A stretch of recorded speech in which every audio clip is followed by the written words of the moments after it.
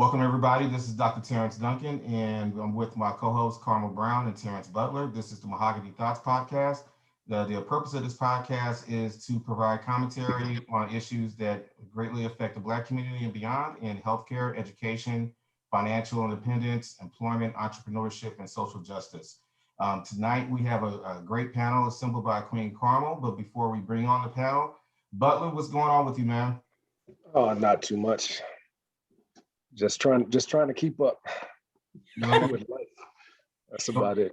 No basketball, no volleyball. What's going on now? Oh, track season. That's it. Is your daughter running track? No, my son is. Okay, so no more shorts. We're past that season. Yeah, I've burned them in the backyard. No more shorts. How did that date? Has that date happened yet? Have you had a chance to meet Buddy yet, or I haven't seen the back? Oh, not yet. It's coming though. So I actually saw a cat that looked like him in the gym, and it made me stay another half hour. I'm anxiously awaiting. It's gonna be some classic like the Will Smith, Martin Lawrence, and Bad Boys, or the 50 Cent one where he's in I might bring a bat, something like that. It would be some kind of weapon there that I can kind of. Yeah, Dr. Duncan, I think we need to have a private meeting sometime this week. Hey, I tell you what, look, because when my parents had a decade party, I had this Eazy-E straight out of Compton outfit. So hey, I'll come out there and rock my whole Eazy-E outfit and come out there, everything stuff. He's like, ah, dang. Man. Hey, if you got a 6'4", you can rent. Yeah, I want all gangster effect. I want them terrified. I'm pretty sure they got him at Enterprise and National, man. We'll find one. Make it happen. And for anybody listening, we are talking about scaring Terry's daughter's first date coming up here in the near future. might be an episode in itself. It really could. We really can go live and do it from secret cameras. Absolutely. Oh, well, that's good. Queen Carmel, what's going on with you? Not too much, man. Just trying to decide if it's winter or spring or summer or fall, and trying to keep up with that. I have on a turtleneck today, might have on a tank top tomorrow. Who knows? But hey, it's all good, and we are enjoying every minute of it. Absolutely, yeah. This weather is crazy and stuff. I had to do some errands today, and I was on I had some jogger pants and some slides and stuff, but my feet were cold when I got home. I was like, man, it's too cold and stuff. So yeah. I don't know. Next week I'll be heading south, going to see my son, some family and stuff. So I'm looking forward to that. I know it's going to be warmer than 58 degrees. Yeah. So I'll be down in New Orleans and Florida. So I'm definitely looking forward to that. And today is a special occasion. This is our 25th episode. So I was at this workshop last week, and they was talking about podcasts, and they said, here's an interesting fact for y'all in YouTube, Butler and Carmel. They said that I think there's 7 million podcasts that are listed, but only 39% are active. Wow. And active is defined by doing at least one episode per 90 days. So you have a lot of people who start a podcast and then they stop for whatever the reason.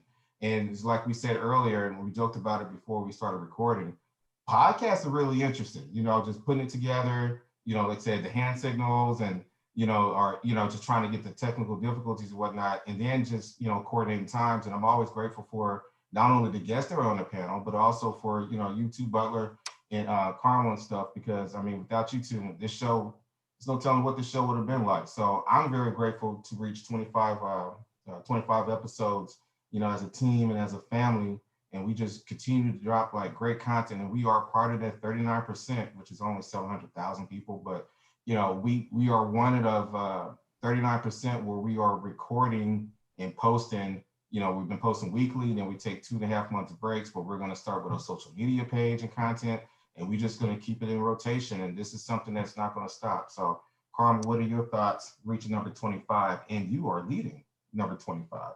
Well, you know, I'm excited about it. I've enjoyed myself. We've had some very interesting topics. I think we've had a great variety, and I think we even each other out with regards to our personalities. So it's been a good time. Absolutely. Butler? Oh yeah, I'm looking forward to 25 more. So I'm here for the ride. You Yeah, know, absolutely, we can man. be the Breakfast Club 2.0. Yeah, we can be the brunch club. Yep. Brunch over breakfast. What'd you say? I said I do prefer brunch over breakfast. So Oh yeah, absolutely. You can bottle some mimosas. I'm Absolutely. a variety. Yeah. Yeah, that's our Bloody Mary bar. So, okay, so this is our 25th episode. We're going to focus on nutrition and wellness, and I'm going to officially turn it over to Carmel. And as she assembled a panel, I'm looking forward to hearing what our great guests have to say tonight. And I hope that you guys enjoy this week's presentation and show. Make sure that you do follow us on Spotify. It's under Mahogany Thoughts, and the YouTube channel is under Dr. Terrence Duncan. And when we do go to season 4, we will actually have a Mahogany Thoughts YouTube page. So I'm definitely looking forward to that. So Queen Carmel, go ahead and take it away. Yeah. Well, good evening. Like I said, everyone, very happy to do this 25th episode of Mahogany Thoughts. We have an awesome lineup this evening. Some of my very favorite people have been invited this evening. So I'm excited about that, of course. So let's introduce our panel. So first and foremost, I want to introduce Trisha Kaplan. Now, Trisha is, I call her my sassy sister. And indeed I am. Yes, she is. We work out together in the mornings at Club Exhilaration, have lots of fun together. And we've been fitness friends and pals and sassy sisters for several years now. As long as you've been open. Yeah, absolutely. So about 7 years. Yeah. So we appreciate Trisha, her support, her laughter, and all of her sassiness. So Trisha is a registered nurse, and Trisha's been in nursing she's been an RN for 22 years. And she's worked in surgery. She's worked in intensive care. She's also worked with a naturopathic doctor for 2 years in the past. And for the past 16 years, Trisha has worked with patients with kidney disease. So she's going to give us a really good perspective on nutrition from a registered nurse's perspective. So very excited about that. And Trisha and I naturally get to talk about nutrition together quite often. So All the time. Thanks for having me. you're very welcome. Very welcome. And then next we have Kim-Shai Wooten, who is one of my absolute faves as well. Kim-Shai and I have known each other for probably at least 5 years. Yeah. Yeah, maybe longer. Yeah. So, and I believe we met at Club Exhilaration as well. Did we or did we not?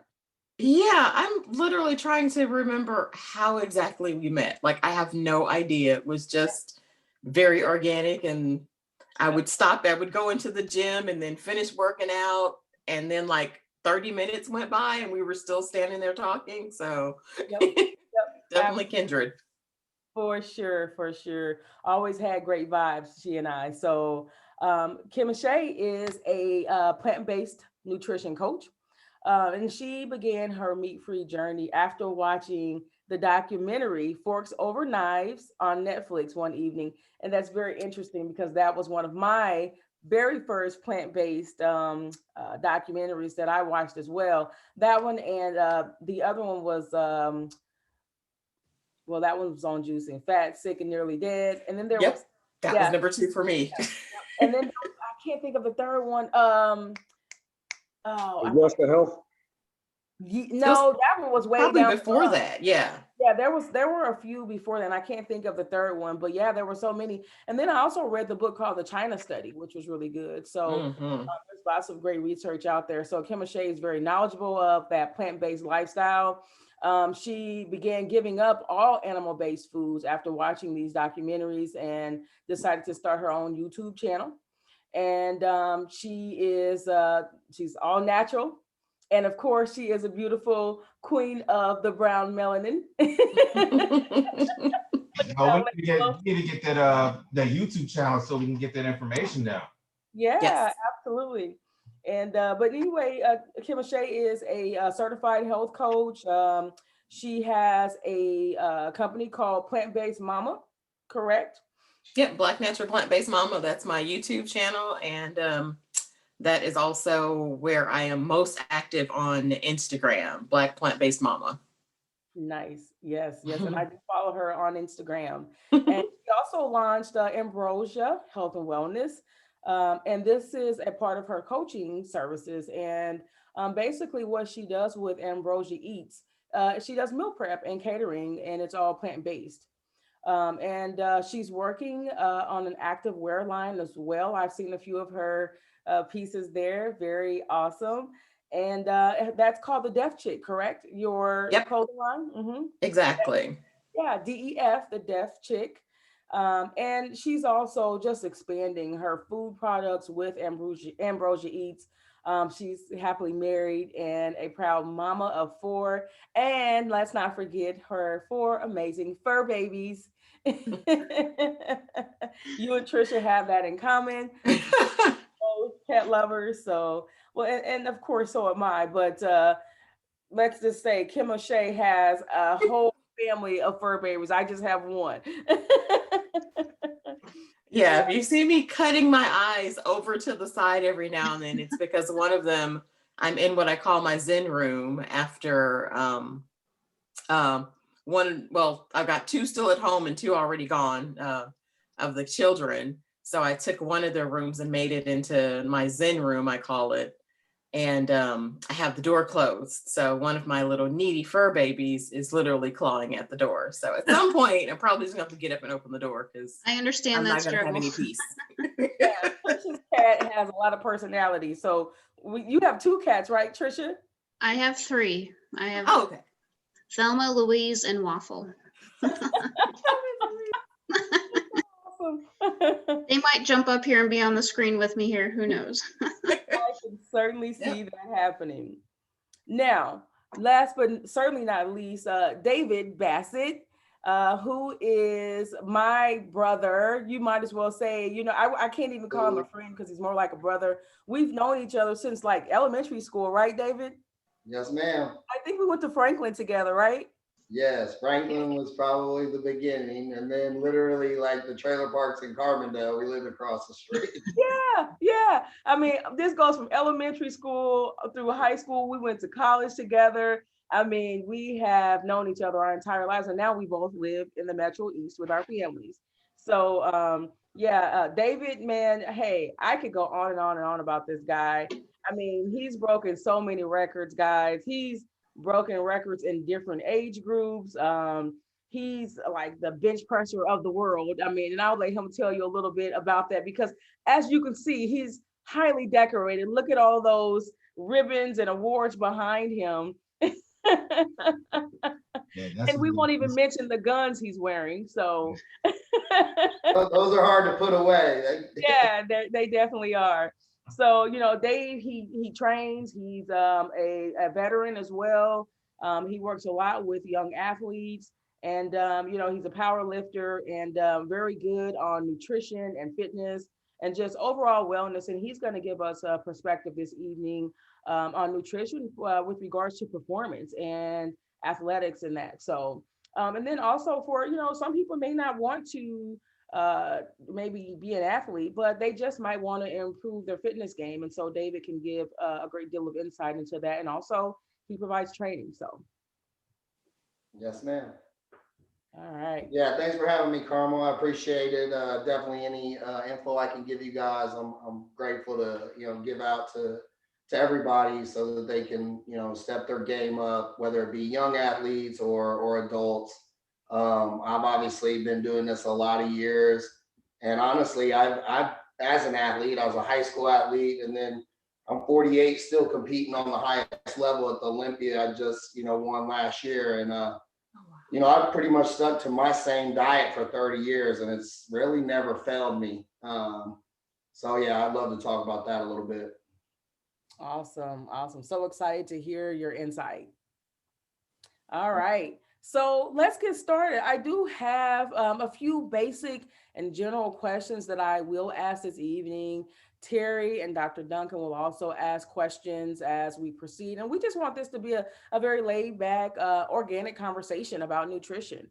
And, first and foremost, I'm going to go to Trisha first. Trisha, with you being a nurse, not to mention, I was thinking earlier about the fact that you work with patients with kidney failure and who need kidney transplants. Is there any advice or tips that you would like to give individuals to even prevent being in your facility in that condition? I would love a little less job security, truly. There is truly, there's no magic way, of course, to prevent stuff, because sometimes it is genetic and you can't kind of compete with your genes, but truly, there are ways. If you've been told by a physician that your kidney function is starting to decline, there are, renal diets and things of that nature to kind of help prolong your current kidney function. I've had plenty of patients who've actually delayed dialysis by years by following a renal diet. Unfortunately, a lot of the things that we eat, of course, impact our health, processed foods, and some of the things that patients who have kidney disease can't eat are things like dairy, red meat, things that are high in phosphorus and things of that, because the kidneys will filter those out for you. But if your diets are high in that, it makes your body more challenged to do so. Staying away from high salt, doing I would like to say that all common sense things, staying away from fast food, cooking, trying to find alternative ways and cook great things at home. But there's really, no magic thing to do, unfortunately. But anything to do to prevent your, diabetes and blood pressure, which are the two leading causes of kidney failure in the country. And just to say that there's about 96,000 people waiting for a kidney transplant currently in this country. Yeah, and it's forever growing. So, things that you can do to prevent diabetes and hypertension are going to be the biggest impact to that, truly. Yeah. Wow, those numbers are really high. I didn't realize that there were so many people waiting on kidney transplants, and also I wasn't aware that diabetes and high blood pressure were two major or the most significant contributing factors. Yeah, and it's truly forever growing, those two particular ones, especially because as obesity increases in our population, those two tend to be almost secondary to poor life choices, so not exercising, not eating correctly can truly lead, whether you have a genetic disposition or not, over time can lead to those kinds of disorders. Yeah. Well, Trisha, I personally want to thank you just because I know you up close and personal, and once again have shared that healthy lifestyle with you for several years, being a nurse and actually practicing what you preach.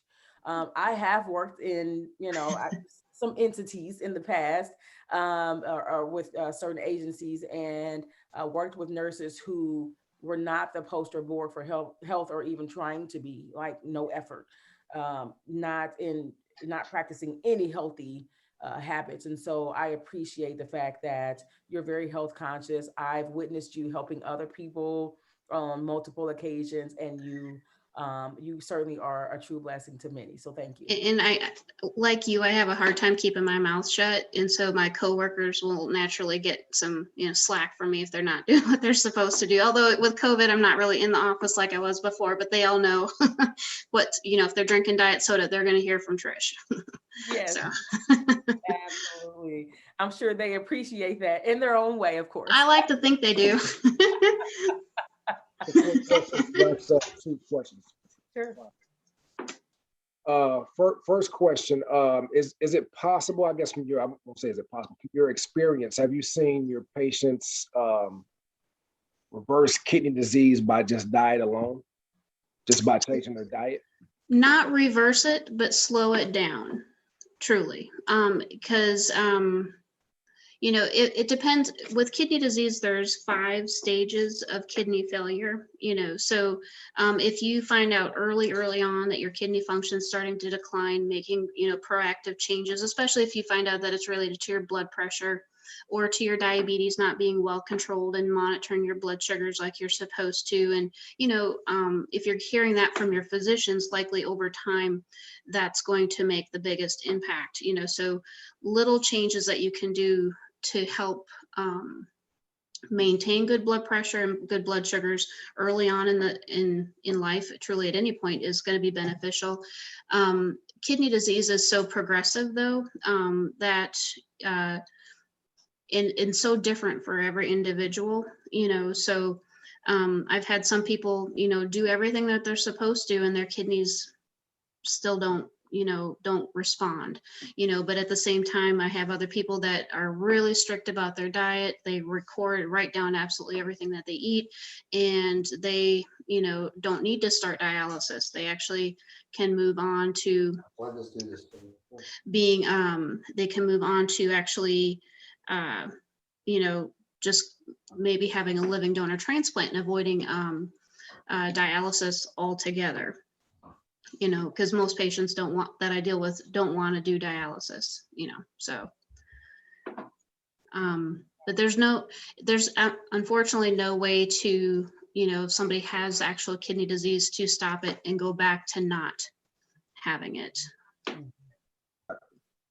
So what are some symptoms, I guess, besides high blood pressure and diabetes? What are some symptoms early that someone can say that they're experiencing where they may have kidney disease and not know it? Yeah, that's the tough part, because they're so vague, from being tired, to not having much of an appetite, not sleeping well. Sometimes swelling is a late sign, you know, so swelling around the eyes, around the hands and ankles. Those are really late symptoms. Truly, the best way to find it is through routine health screenings with your physician, even if it's just a yearly checkup to do the basic set of labs, because they can track that.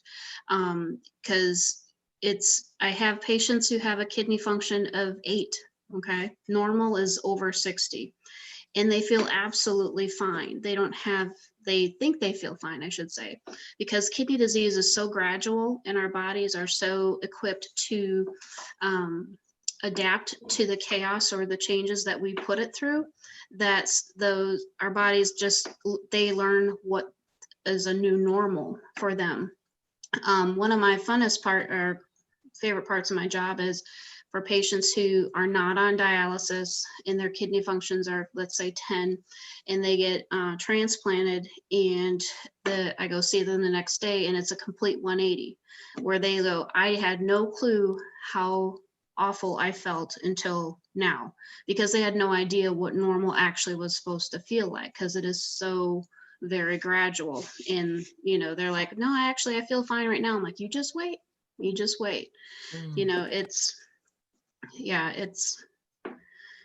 there's, you know, truly, I think the best way is just routine health screenings, and not to be afraid of the doctor, to go and be, you know, it's a good thing to want to be able to take care of yourself. It's okay to take care of yourself. And a lot of times it's not something people want to do, because they don't want to go to the doctor's office to hear that there's something actually wrong with them. But if you're proactive about it, there's so many things that you can do that are simple changes, as you know, as you're going to hear from this panel, that can really make the biggest impact and prolong your life so much longer. So much for that, Trisha. Trisha, I have a question. I know that the research shows that African Americans are continuing to increase in disparities of being on dialysis or having a renal stage failure. So I have done some research on it. In your practical experience and just from your observations, do you see that the population is continuing to be younger? Because if some of the food and the diet does impact or kind of, you know, help increase the probability of having end-stage renal failure, it's mostly associated with food deserts. So I just wanted to know, do you see that correlation, between, into the higher incidence of African Americans being on dialysis and people being younger? So yes, I would say that a large majority of my patients are African American, definitely. They're also a very hard clientele to reach. And partly we've also found some disparities and some issues with African American families wanting to be donors too, because we find that there are some prejudices there that they, or could just, so and as transplant centers have done a lot of reach out things to different dialysis centers to try to help kind of dispel the myths and things that we hear often that discourage people from coming forward, number one, for transplant, or just, taking care of their, kidney disease and things of that nature. I would say our average patient in general is probably in their mid 50s to 60s. But I do have, there's still a fair number of younger individuals who come forward. Most of my younger patients have genetic disorders that have caused their kidney disease, not so much as high blood pressure or, diabetes, unless they're type 1 diabetics. We are seeing older individuals now come into us, because as we age, things naturally wear out as the warranty's up on the parts, right, guys? So I actually over 40. right. And so we actually I have a fair number of individuals who are actually in their late 70s and 80s actually on the list for transplant. And it's funny enough, some of my 80-year-olds are healthier than some of my 30-year-olds, just because number one, they have taken care. To get to that age, you have to do some level of care for yourself. It's I would say that across the years and things, it's harder for younger people to want to come forward, especially when they find out that they have kidney disease, because all of a sudden they've gone from a healthy individual to now I have this, and I'm not, I'm supposed to be doing family stuff. I'm supposed to be, having a career and a family, and now I'm not. I have to worry about this, and it's kind of an identity crisis thing. So a lot of what I do is kind of coaching patients through that to help them, realize that this is a hurdle. This is something you can jump over. You can get through it. Yeah, and the thing is, we really emphasize not only the mental health, but actually the physical health of it. So I found through the research, same thing that you're saying, everything that you're saying is accurate according to the research. So I guess for us as, good community care holders, stakeholders, whatever, what can we do to try to increase organ donations, and just kind of, what steps can we do for the podcast and just in general to make sure that we're doing what we can to make sure that we're not getting end-stage renal failure? So I would say the first thing is start talking about it amongst families. Don't just sit in, it's hard, right? Of course, right now it's a little bit more challenging, but when you have family get-togethers, everybody, we're all aging, and everybody's has some health issues, but it's okay to talk about and say, hey, have you ever thought about being a donor? Oh, did you sign the back of your driver's license? Try to get rid of the taboo and the scare behind it, and because the more you talk about it, and you'll find that everybody's probably been thinking about it. Well, what would you do if your loved one was, on life support? Would you donate their organs? Do you know the benefit of, or do you know anybody waiting for a transplant? Because quite honestly, a lot of, even myself included, within friend groups, you're going to have somebody who knows somebody who needs some kind of transplant, so and then just kind of by that conversation, hey, even, for like our parents, have you gone to the doctor lately? What did they tell you? Kind of, it's okay to talk about, it's kind of for some, kind of go through the day-to-day motions. Everybody's like, how you doing? I'm fine. Same old. But, when you get down to kind of the nitty-gritty, it's just kind of bringing it out to talk about, or if you know of a family member who has a close family member that has, diabetes or hypertension, how are your blood pressures? Things doing okay? What's the doctor telling you? Are you taking your medications like you're supposed to? And be that support. Sometimes it's, hey, if you have trouble getting your medication, hey, I'm here. I can run up to the store and get it for you. It's I think the biggest thing a person can do amongst their own family is just make it a talkable subject, not make it something that's, but of course people get a little weird too, because maybe they don't want to be messed with their business, and that's their stuff, and they don't want to share with you. But you'll find that, if you have some kind of a relationship with some, that you might be able to probe a little bit further than you would with other individuals. That's great information. Thank you so much, Trisha. Absolutely, thank you. Yeah. You're welcome. And if anyone has any questions, anyone that's viewing, you can ask questions in the chat. All right. Okay. And so my next question is going to be for Kim-Shai. And I want to ask a couple of questions about the plant-based lifestyle. And, Trisha and I are both plant lovers. We do eat a little meat here and there, but we're definitely more on the plant side than not. Now, one thing I was thinking as Trisha was talking was I can only imagine what Kim-Shai is thinking with regards to kidney and kidney failure, because I've seen some research on the impact of meat and meat-based products on organs such as the kidneys. And that changes. Research is always changing with nutrition from one year to the next. But Kim-Shai, I'd like to know first and foremost from you, what do you see as a certified plant-based health coach as the most significant benefits of a plant-based lifestyle? Well, for the reason I got into it in the first place, and not necessarily myself personally, but mother and mother-in-law. And it's almost kind of going on something that Trish was saying about, approaching subjects.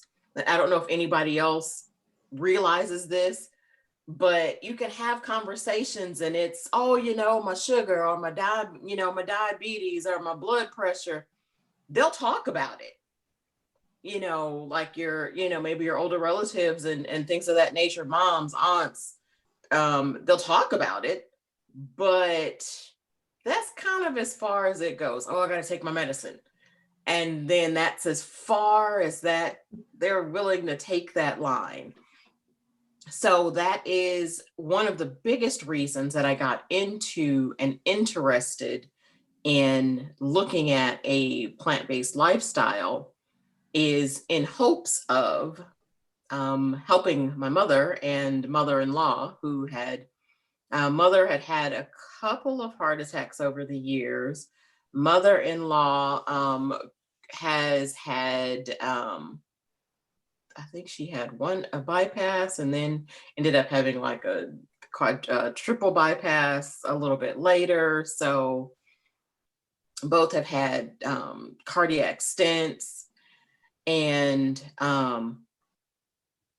there's hypertension in my family, there's heart disease, things of that nature. And I know that it's not just my family. I know that it's a lot of our, especially Black and Brown families that are like this. So just knowing that there was the option of, just like we ate our way into as a culture, kind of, just like we ate our way into some of these health issues, I wanted to try to help some eat their way out of it. So wait a minute, can you stop there real quick? I like what you just said, eat their way out of it. That is a profound statement, because I don't think that a lot of people realize that food is not the enemy, it's the weapon. Yeah, You know, that's a and good way to say that too. That's a good way to say that too. yeah, absolutely. You know, because when you make poor choices, of course, it's the enemy. But when you make the right choices, food can be used as a weapon to fight disease. And, you know, most foods, especially plant-based foods, have properties or health benefits that are specifically geared towards fighting specific illnesses. Mm-hmm. Exactly. Exactly. Um, so while I am absolutely not perfect and will never pretend to be, as a matter of fact, I use the term plant-based more so than vegan because veganism is generally a whole lifestyle. And a lot of times, a lot that I've come across, that go vegan, a lot of times it's, for the animals, period, the end. And I love my fur babies, and I will probably like be in danger of getting into a car accident to avoid hitting an animal on the road. But on the other hand, that was not my first inclination. Mm-hmm. Health was my first inclination. There was this joke, oh, it says that heart disease runs in your family. No, it's that no one runs in your family. Love it. I mean, that joke, it still gets to me. It's still actually funny because it's, it's true. That's I mean, hysterical. It is. but like in our case, it runs, my opinion is that it does run in your family a lot of times. Certain things is because generation after generation, you're eating the same things. And so it was even a challenge for me at, family functions. That was like a huge challenge for a while. Just looking at, like, okay, there's green beans, but there's smoked turkey in there, turkey necks in there, ham hocks, and it's so interlaced in there. What, you're really just eating the meat. So I am at least proud to say that my mother is one of my biggest supporters, obviously, and one of my most faithful customers. She orders something every week. She biggest point of pride for me is getting her to like tofu again. Because we had like years ago, lots of years ago, we had an experience at a restaurant where we were like, okay, we'll try something different. And so we tried something with tofu in it. And at this particular point, considering my age, I would probably say it was about 27 to 28 years ago. And we were both just like, now take it back. That's gotta go. And before I started plant-based, I never ate tofu again. And she had not eaten tofu until she tried mine. And so, I brag about what I cook because I want it has to be delicious. And that's the biggest thing that I kind of lean towards is, okay, you're not going to eat generally just a boiled piece of chicken breast. So for all the people that are, oh, I love chicken, I can't give up chicken. No, what you love is the flavors and the seasonings that you put on it. It's not the chicken, because very few of us are going to voluntarily eat a bland, unseasoned piece of any kind of meat. Mm-hmm. So, well, I'm glad you brought that up, Kim-Shai, because you said a couple of things that really just kind of stuck out to me. I know that you said you made the joke about no one runs in your family, and one thing that I always say to people is that it's not necessarily the disorders; it's the habits that we're passing down from one generation to the next. And of course, there's that biological component, but yeah, it's more so the habits that are causing the recurrence of these disorders in families. And the truth of the matter is, when it comes to meat, you mentioned the meat in the green beans. It's not necessarily meat that's the culprit, it's the preparation method for meat. Right. People are breading and frying stuff and putting excessive amounts of sugar and salt on their meat. And so and then also making sure that you get lean cuts of meat is important if you're going to be a meat eater. And David will speak to our carnivores here in a bit. He's a power lifter, so naturally protein is always on the diet. You can't get that physique. You can't get that physique. Oh no, it's definitely a different plan. Even though I do know a lot of bodybuilders and not as much powerlifters, but some bodybuilders that have been on plant-based and have really kind of gotten away from protein. Definitely a little harder route. But when you're looking for a physique, it's easier to eat plant-based to get shredded than it is to stay strong and keep your lean muscle mass for performance. That's the big difference and why protein becomes so much important for muscle growth and explosion and to be bigger, stronger, faster than your opponent. So yeah, just a different line. Mm-hmm. Sure.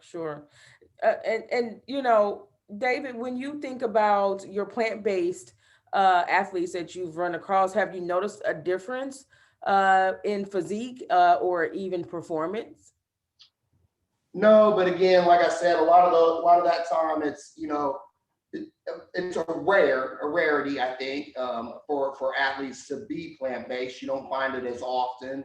The ones that I've met and known, no, I've never seen a big difference, but they're probably a lot more consistent with that, where somebody that's on a different eating and regimen can spice things up a little bit more, so they probably stay a little bit more consistent than somebody that's maybe high protein, moderate carb, low fat. I love that diet. I ran that diet for a lot of years. Mm-hmm. But and either way, don't you think, David, that either way, whether it's plant-based or not, especially for the type of activities that you're doing and you're talking about, you've still got to plan it out. Oh, You yeah. can't, you can't just run and, I mean, even if somebody thinks they're doing something, oh, I've got some chicken breasts and some broccoli, it's still not going to do what they need to do to get to the levels that, I mean, Right. looking at your stats there, they're not going to be able to do that on chicken breast and broccoli. No, and when it comes to athletes and performance, and I really want to specialize in young athletes. Remember, as adults, we think, man, how our kids maybe should eat. Well, if you have an athlete, they're going to be eating different than you. I always try and explain to my athletes' parents that it's our bodies are machines. They're like cars. I mean, they really are. They're a gift from God, and to fuel it, you have to fuel it. And I think a lot of athletes and parents, that work double jobs now and on the go, I think a lot of athletes undereat in today's society.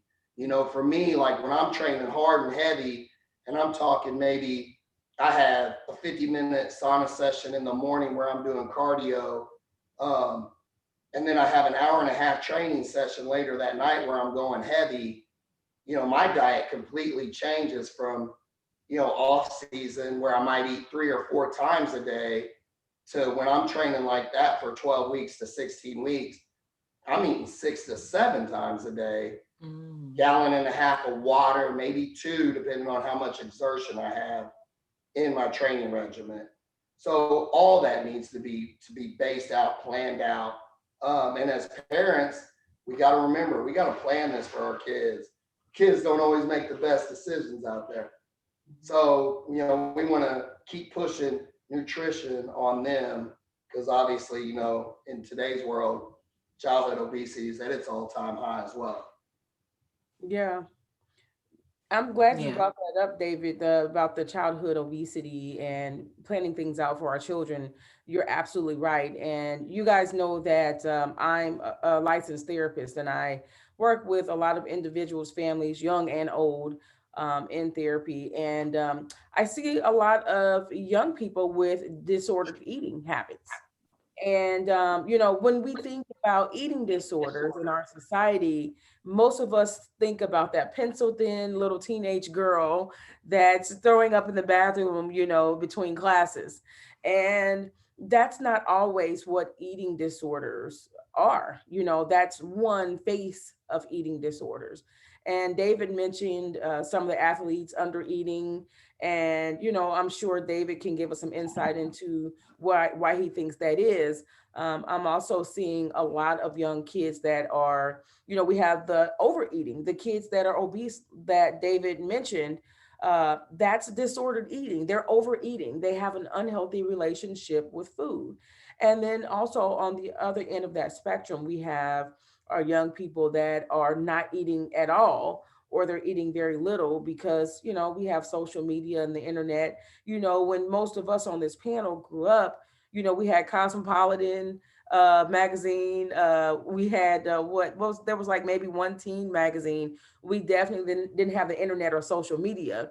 So these kids have a lot in their faces every day on Instagram and such, that makes them question themselves and their worth and value, and just their overall worth. And so disordered eating is certainly on the rise. Does anyone want to speak to that from your perspective of a nurse, from a plant-based or otherwise? I want to say one thing about that, just real quick. Yeah, I'm with you, Carmel, 100%. And I also try and tell some of my athletes, because at the end of the day, when I talk to parents too, you got to remember what your athlete does is going to change your athlete's diet. If you have a track star, they might be on a different diet plan that I would put them on than, say, my 6'5", 260-pound D1 football player. I need him eating because he really needs to be 290, 300 coming out of high school. He wants to get that, D1 scholarship. But with along that, I teach these kids, don't settle for the typical what we think we're supposed to look like. You're big, you're powerful, be proud of that. There's always a time in your life down the road we can pull calories back, you can get smaller, you can lose some of that muscle mass if you choose to become more healthier down the road. But you also have to remember, these colleges and people look for performance, and some of your big defensive linemen, I mean, they don't have abs out there. They got those beer bellies and cheeseburger bellies for a reason, but they're explosive and they're fast. But I can guarantee you those guys are pretty proud of who they are and how they look. So I think that becomes, the mental healthness, the wellness. Be proud of how you are always, no matter what, because as long as you're working forward, you're accomplishing something every day. Mm-hmm. I love it. I love it. Yeah, and to kind of piggyback off of what David said, it's important to recognize and appreciate the little changes that you can make that can over time kind of snowball into bigger, and more lifestyle changes that are going to be permanent. Like you just did there, drinking water, Carmel. You'd be surprised how many people don't drink water. I myself am an avid water drinker and drink at least a gallon a day most days, purposefully, but it ends up just kind of turning into a habit, and so I think a lot of times with nutrition, people can get overwhelmed with the big picture, but taking a step back and finding things that they can integrate, even, like meatless Mondays, or, one family meal, everybody work together to do dinner together, to work, or to, somebody pick out a recipe, somebody do the shopping, kind of make it as a family more, something more interactive between everybody, and that everybody's a participant, to make them understand how, fun it can be to be part of it. And, then those little things can make them go, oh, well, maybe I should make this change, or, kind of starts triggering those mindful thoughts about food. Mm-hmm. Sure. That's good. I would say, like, as far with my family, I didn't push anybody. Let's see. My oldest son is still, he still eats whatever. My oldest daughter, I think she's vegan. I think she was actually vegan before I was, or plant-based before I was. My youngest daughter has been vegetarian about as long as I have been vegetarian and plant-based. We kind of went on that road together. And to speak on that, she did it in middle school. And believe it or not, that was a little bit of a challenge. Not with what she ate, but the reactions of other kids. I mean, we know the kids will just make up stuff to talk about other kids about. And, you know, so a couple of kids just thought it was hilarious to, tree leaf eater and, you know, that kind of stuff. And I'm like, really? This is what you, you know? And so she has to deal with that for, you know, for a few years.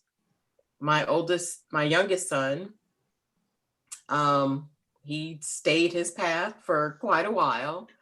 And when they had the Veg Fest, the first Veg Fest in St. Louis, we got to, I was there and we got to meet John Lewis, Badass Vegan. And so I kind of wanted to show my son that, hey, you know, you can be a good size, you know, this is a Black man, that, you know, this is what you can do without eating, you know, without eating animal products. But that was that. And so one day he was just like, okay, at the start of the year, I'm going vegetarian. And this January made 2 years for him. His diet is not the best, but he's also 17. And, you know, again, I cook for a living. So I kind of bring things and put things their way. But I was really thinking about some of the things that David said, because he's a volleyball player. He is about 6'9" at this point. And at 17, probably not, pretty sure he's not done. So somewhere between 6'8", 6'9", and looking definitely his whole plan is going D1 for that. So he's always been very, very, very, very lean and muscular. So, but yeah, that's something to really think about and look into, especially as he's now about to go into his senior year, to really start planning that nutrition better for him, so that, yeah, we can get that, like you said, get that D1 scholarship. And that utmost performance. Like I said, you know, with a lot of my athletes, man, I can tell right away, man, when they get to the gym, I'm like, man, everything, what's up? You seem a little slow, you know, did you eat? I ate breakfast. What happened at lunch? Well, I got busy with school. Well, you should have had your meal prep, or, you know, even before the gym, I'm like, stop somewhere, something nutritional. You know, I'm like, quick, you know, a chipotle with some beans, some rice, brown rice, and some chicken, and, you know, scoop it in, get it in, shovel it in, because at the end of the day, our body to perform has to have that fuel.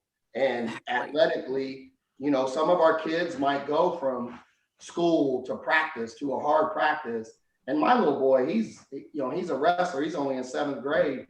And sometimes he'll come from school, he'll train weightlifting with me.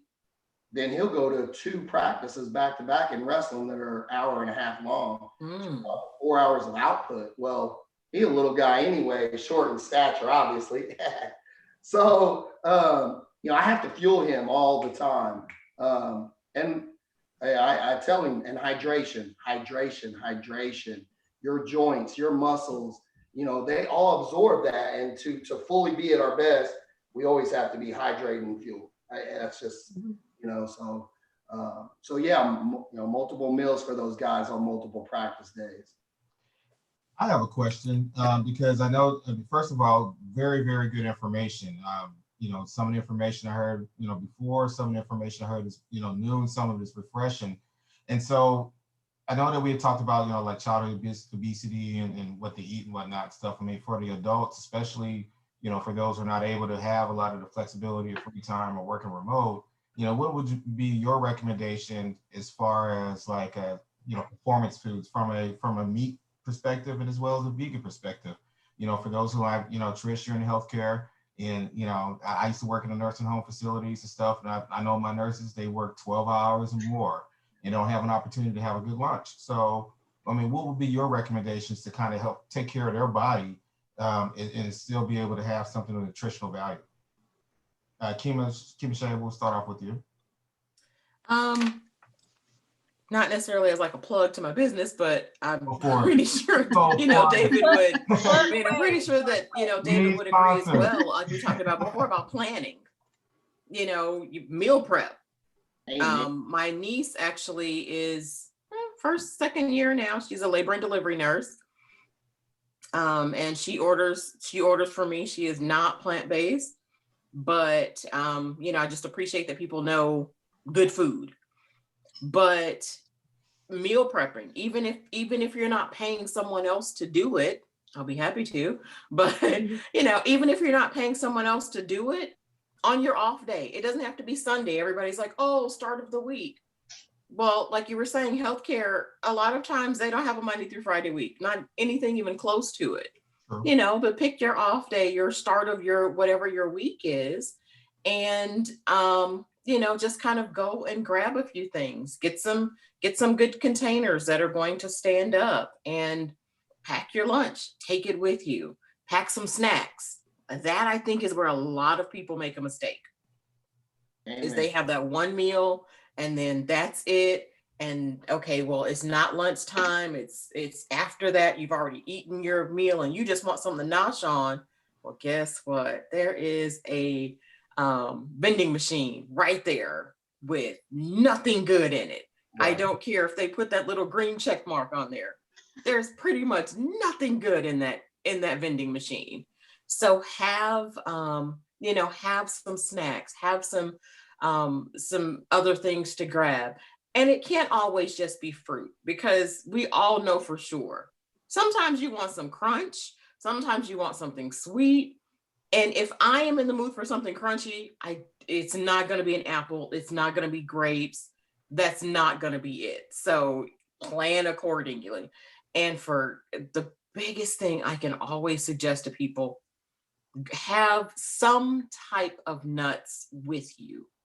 I have, in the thing in the car, in that middle section, there's always, if I find like Lara bars or something like that on sale, because those are very, very simple in ingredients. Or if I'm checking out at Aldi, I might grab a bag or two of the pistachios that are up there and have those stuffed in there, so that when you're out on the go and you are hungry at that moment, and McDonald's or Wendy's or whatever is right there and it's so tempting, give yourself about 5 or 10 seconds to think about it and grab some type of snack that you have with you.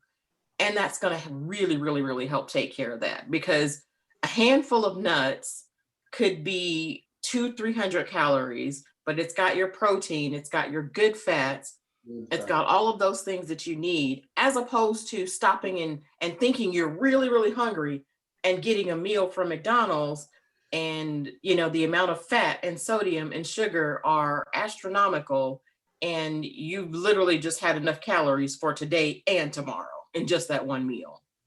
Well, and what happens there, great point, because what happens there is normally when you miss that meal or that snack meal, you start to bog your system down. Remember, again, our body's an engine. We want to fuel it. We want to keep the engine going and the fire going, especially when we're looking at weight loss. So you don't want those interruptions in letting that metabolism and that fire slow down. Exactly. So you want to have your meal and then have that snack, whether it be exactly some nuts or a protein bar or, a protein shake with oats in it. And then you got your next meal to come in to play 3 hours later. And we just keep that every 3 hours, kind of starting to put either a meal, snack, meal, snack, meal, and when I diet, that's pretty much how I kind of run mine. is as I start to trim body fat, I add meals. You know, I might start off, you know, so normally for me, I start an off season, I'm 207 pounds, 206, and I cut down to that 181 pounds there. So as I do that, as I journey that journey, I might start with 3 meals and 2 snacks, but then I know my metabolism's burning and I got the fire roaring. So now I got to plug more meals in there. So I might go to, you know, 5 meals, 3 snacks, you know, and then maybe even to the point of now I'm just at 5 meals and 1 snack, or 6 meals total, where my meals are around 500 to 600 calories. So Right. that normally incorporates, you know, chicken breast or lean ground meat, lean ground beef, 93.7. I try to get as lean as I can, ground turkey. And then I usually go with, like, you know, a half cup of rice or 3/4 cup of rice, and then greens. Greens are always unlimited in my diet. Mm-hmm. Can't get enough of them. That's what I always tell people. Exactly. Yep. And One of those truly, things you can eat a lot of, and it's not, you know, calorie wise. I mean, you could put a whole bag of the the steamable broccoli in the, you know, and eat the whole thing, and it's like 100 calories. That's cheese on there, like I like it. I don't. and to kind of piggyback on the meal prep stuff too, I usually will get like a bag of walnuts and kind of portion them all out so that if I'm running out of the house and I know that I'm gonna probably be hungry, because likely I will be hungry, I'm always need something, and so you know, I fling it in my purse, you know, or you know, there's always something at the ready, because I find that if the hungrier I get, the less likely I am to make a good choice.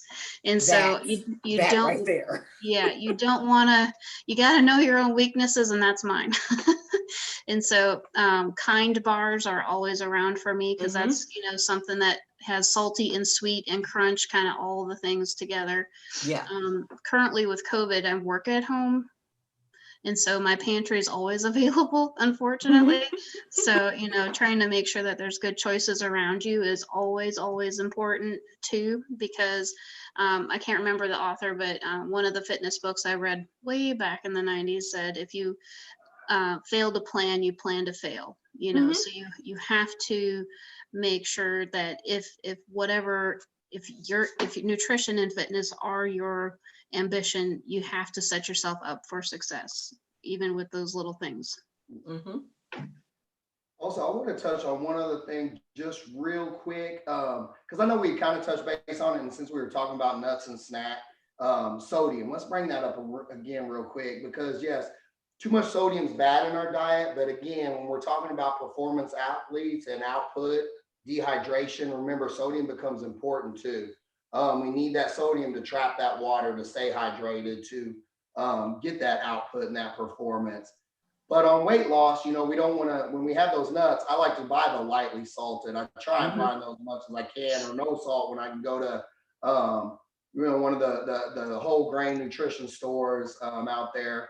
And then sugar. I know sugar is always the enemy to us when we're dieting, but I always tell my athletes, man, remember, sugar at the right time is a good thing, because it spikes our insulin levels, it spikes our human growth hormone, which in turn develops more muscle mass. So I like to tell my athletes that, you know, after a hard practice or a hard weightlifting session with me, if they're going to eat any sugar at any time during the day, that's always the best time to consume it. A lot of times after like my heavy bench sessions, people in the gym will see me eating a Pop-Tart and a protein shake, and I'm like, hey, that fast insulin spike, you know, I work for something there. I can't let it go to waste. So. That is so funny, because I would have never thought that. I would have never thought that. And this is exactly why I wanted David on here, because I knew that his perspective from, you know, would be so different, because what he does for a living, his science and research is completely different than each of your ladies' science and research, because what you do for a living is quite different. So I'm so loving to hear his perspective. And David, you mentioned a concept earlier that I wanted to start clapping when you said it. You mentioned how when you were cutting weight and you were getting down from like over 200 down to 181, and how as your metabolism improves, that you increase the amount of meals that you have per day. And a lot of people can't understand that concept, that you have to eat not only for performance, but you also have to eat to lose weight, for people who want to lose weight. Body fat, because and that becomes our society. Everybody, including my wife who's sitting over the floor over there, they become so focused on that scale, that number. That number is just a number. Your look, your feel, that's where you get your results. I always tell people, how's your clothes fit? That's what you should be focused on. You know, how's that waistline feeling? You know, that, you know, you gotta still use that belt, stuff like that. But you know, not focusing on that number, because yes, in the end, you're gonna consume more meals to keep that engine rolling, keep that body burning. Yeah. Truly. I got two quick questions. I know we're almost running short on time. One for Kim-Shai and one for David. Kim-Shai, what are some good plant-based sources of protein for somebody that wants to kind of cut back meat, but still wants to possibly either keep their muscle mass, but they still kind of want to eat better with the plant-based? So what are some good plant-based sources of protein that you can add to your diet? Some good plant-based sources of protein. One of the best, and I know that it gets a really, really, really bad rap, but one of the best is actually tempeh. I mean, tofu, but tempeh is really one of the best ones. There's also broccoli, believe it or not. Quinoa is a great one. Nuts, like there are meals that I'll have where one of the main protein source in there may be, I might throw, like I make a Thai fried rice and I put cashews in there. And of course, we absolutely cannot, under any circumstances, forget beans and legumes. Lentils can do so many things. You're craving sloppy Joe, take some manwich sauce and make it with lentils, and there's that. So the flexibility, you can do that with taco salad even. You can crumble up tempeh and season it up the same way you would ground beef or chicken or turkey. But also, again, just don't forget the vegetables. People don't, quite think of it that way. But yeah, those are some of the better sources, like a meal of broccoli and quinoa and some tempeh, and your protein numbers are actually kind of more than what you would think if you had, chicken breast or a steak even. Great. That's awesome.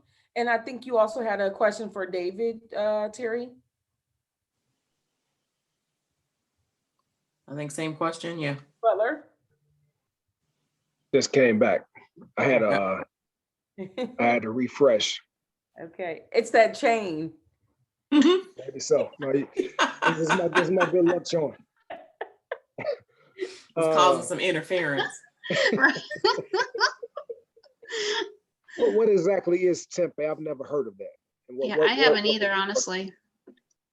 Tempeh it's also soybeans, but it's actually the whole soybean, as opposed to the process to make like tofu. Tempeh is more of the whole soybean, like fermented together, and you can do. So it comes, if you're in the store and you look for tofu, like at Fresh Time, you'll also see tempeh right there. So you can actually, like, you slice it, you can actually see the whole bean there. So Yeah, so that's actually much better. And it's much, even though I do miraculous things with tofu, but it's actually much more versatile. It's more meaty. It has a more meaty, hearty texture to it. I've done like barbecue ribs, and all kind of things along that nature. And it's probably double the amount of protein that you would get as opposed to tofu. And of course, when people think plant-based or vegan, the first thing that comes up, the first thing they think is just tofu, but there's a lot more. Light Life is a wonderful brand to look up for tempeh. Okay, great. Thank you for that, Kim-Shai. Terry, did you have a question for David? Yeah, real quick. David, let's say, for example, I'm trying to, I want to get shredded, okay? And I've heard one of the most popular diets out there is like either keto or low carb. But at the same time, you can't really go real hard in the gym if you don't have a adequate amount of carbs. So what will be a good, I would say, I guess, percentage when you're combining fats, proteins, and carbs, as far as a good diet to kind of get shredded, lose some pounds? As far as what percentage would you recommend as far as doing that? Okay, so yeah, so obviously, man, one of the most popular diets right now is keto, and it's because people can lose weight at a rapider pace, because again, they're worrying about that scale number, instead of holding that lean mass and getting performance in their workouts. So for me, I like to go, when I'm really cutting hard, I never like to let my carbs get too low.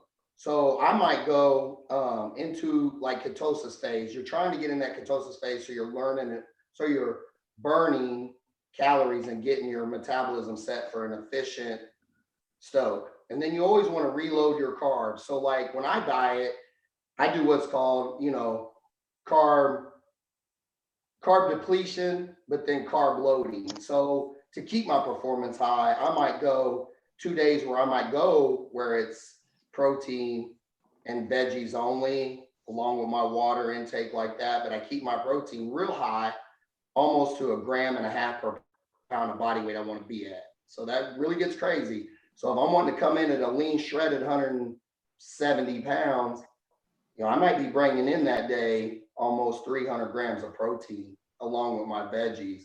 No carbs, obviously. Then on day 3, I like to reload those carbs. So then I get into carb loading.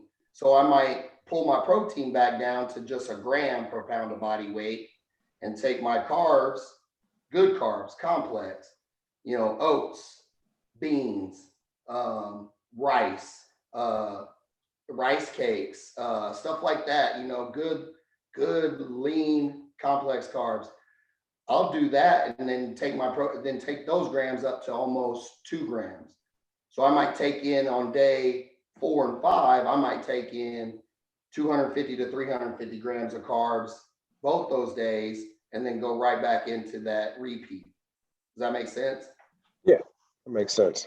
Yeah, that way I get that refresh. Just keep cycling back and forth until you get the desired result. Exactly. And then and what that does is it gets us in that ketosis phase for 2 or 3 days where we really kind of lean out that body fat, but then we bring back in those clean carbs on days 4 and 5 to reload, re-energize. Because we all know, man, when you go keto, if you've ever tried it, it's cool for about the first week. And then you start, man, dude, I'm tired. I'm fatigued. That's because carbs is our energy. Our source of carbs really, or our source of energy is our carbs. So we just got to get the right ones and then load them in the right days so that we keep that body fat coming down. Because normally when I start my diet at 207 or 205, I'm probably anywhere around 20, 22%, which is, somewhat high, but that's my off season, whole nother diet plan. Try to eat whatever you want to eat. And then when I'm at about 181 pounds after that 12 to 16 weeks, I'm normally around stepping on, the platform or when I've done the bodybuilding, doing this diet, around anywhere from 5 to 7%. And sometimes even under 5, I've been 3.5% body fat on that diet. Oh, wow, that's impressive. That makes me hungry. I know, right? One thing you will be able to eat if you train with David, one thing you'll be able to do is eat. He's not going to starve you. He's going to make sure you. I kind of picked that up. Yeah, definitely. Yeah, and he's going to make sure you build muscle and you lose fat. So you're going to look good and feel good. Yes, we just reshape our body. It's like Yep. it's like Vincent Van Gogh. You just got to be a Picasso. Every year you just digging and shaping things off and making it look all prettied up. Absolutely, absolutely. Well, we're getting short on time. We're over time, and we want to definitely respect our guests and panel's time.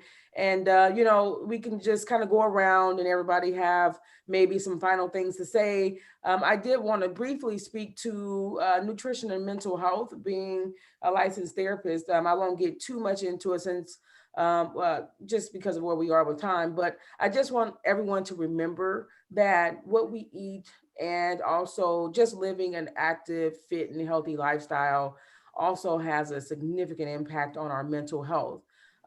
If you struggle with disorders such as depression or anxiety, be careful of what you eat and make sure that you are active, that you are exercising every day. Your symptoms are going to be much more manageable. And the truth of the matter is, a lot of food now has a lot of chemicals in it. A lot of people are counting carbs and sugar and fat, and we really should be counting chemicals. That's what we want to stay away from, those things that alter our actual brain chemistry and just our DNA in general. So, you guys have given some great information. A few of you spoke on fats today. Healthy fats are really important for brain health. And, mental health conditions such as depression and anxiety occur in the brain. So being able to get those nuts and that olive oil and the avocados and fatty fish and things like that in your diet is really important for brain health. So we want to make sure that we're not just focusing on nutrition, fitness, and wellness just to look good. We also want to feel good, to think good, and just to be able to have a healthy level of cognition throughout our day. So if we're not eating well, then our brains are not going to function properly. Does anyone have any final thoughts that you'd like to say as we wrap up? Maybe something that you didn't get a chance to say this evening that you think you want your viewers to know? I'll start, Carmel, just real quick. So just again, a little bit about me, man. I've been doing sports performance with athletes from 11 years old to collegiate, multiple signings in the Metro East area. I do training in the Metro East at Thrive Fitness. You can always contact me. I know my info hopefully will be up on this.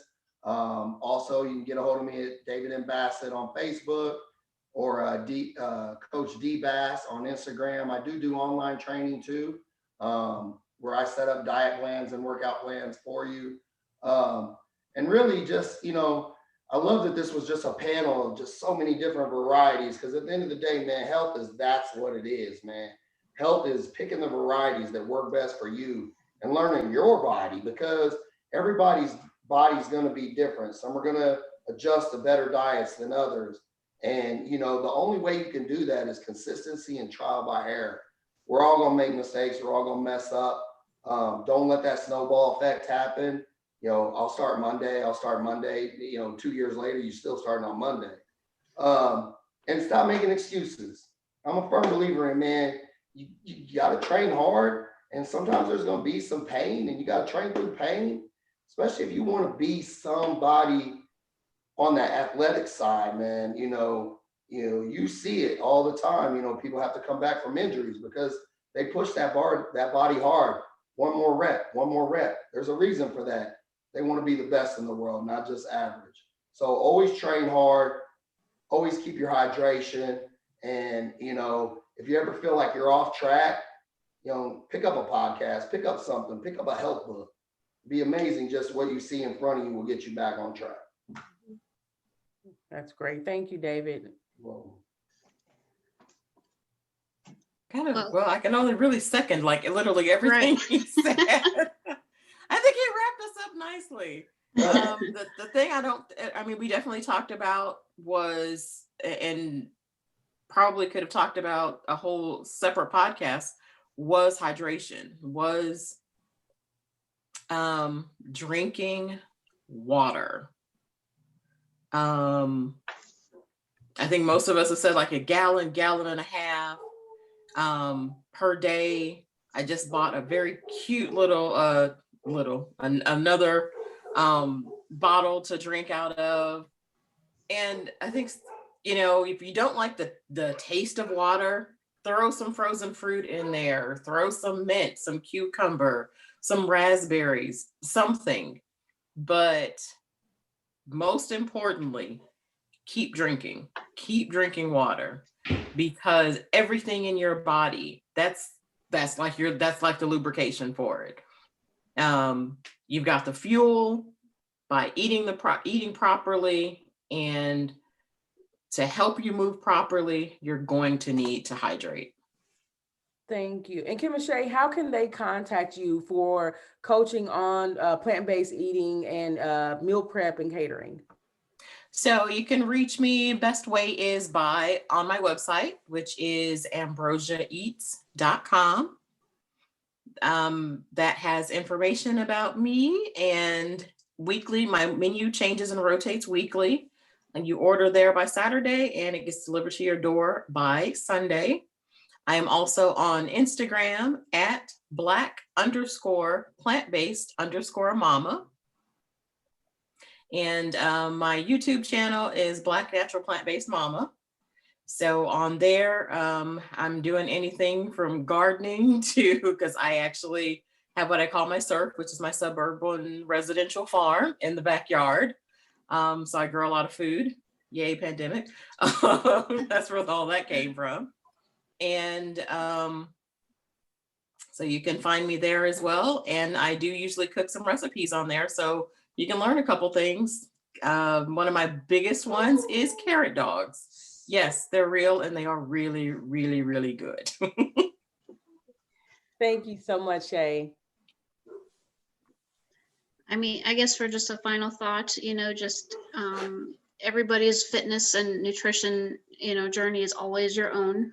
And the best thing you can do is trial and error, but never give up, and always keep pushing forward, try new things. You got to be comfortable with getting uncomfortable with a lot of this. I kind of like learning nutrition is almost like learning a new language. If you're going on a fancy trip, you got to learn the language to be able to survive in that country, right? Well, you got to learn the language of nutrition to treat your body right and listen to your body. So if things are creaking and crunching and you have headaches and you're not sure what's going on, don't be afraid to go to the doctor. They're there to be your advocate to help you get to a better state of health. Great. Thank you so much, Trisha. Butler, Dr. Duncan, do you guys have any final thoughts? You can go with the final thoughts and I'm going to close it. Oh, well, the last thing, don't forget about my book, Nurture Your Body. It is a nutrition-based book, and it's available at barnesandnoble.com and amazon.com. And, we have all experts here. Everyone on this panel is an expert with many years of experience in their field of work. They've given you their contact information. So if you need further information, coaching, training, please contact these guys. You won't be disappointed. They were invited here for a reason. Yeah, and lastly, I'll say definitely learned a few things tonight. Anyone that's listening, I hope you take heed to some of the things you've learned, because we have to eat better. Just because if you have families that depend on you, you want to be the healthiest you, the best you that you possibly can, because if you got people depending on you, you want to be here for all of your God-given days, and also have, not only do you want to live long as possible, but you want to enjoy your life while you're here. You don't want to be hooked up to a machine or anything like that, if you can possibly help. So just do your part with taking care of yourself and definitely putting more things in your temple that are beneficial to you. That's great. And Quality of life. want to say thank you again for the panelists. We're always looking for people who not only talk the talk, but walk the walk. So very interesting information that you provided, David, Trish, as well as Kim-Shai. We learned a lot about health and nutrition, and like so much of the other topics that we had before, these conversations can't just be a one-time shot. There are some serious health issues from childhood obesity, from the diets that we eat, from processed foods, going to work on empty stomachs and working throughout the day, not powering our bodies, hydration, or even taking the appropriate mental health, the mental approach to our health. And so we have to continue to have these conversations over and over again. We would love to have you back on the show.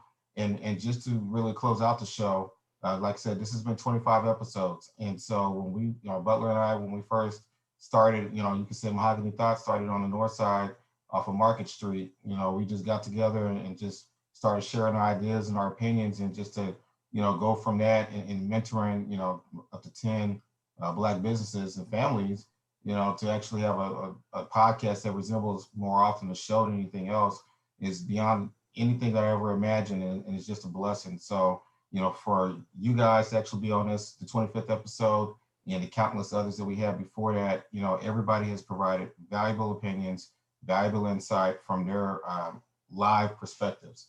And so with that said, thank you again. On May the 11th, next week will be our last episode for the season. We will go over, it'll be a season review, not a year-end review, where we'll just kind of briefly go over each of the episodes.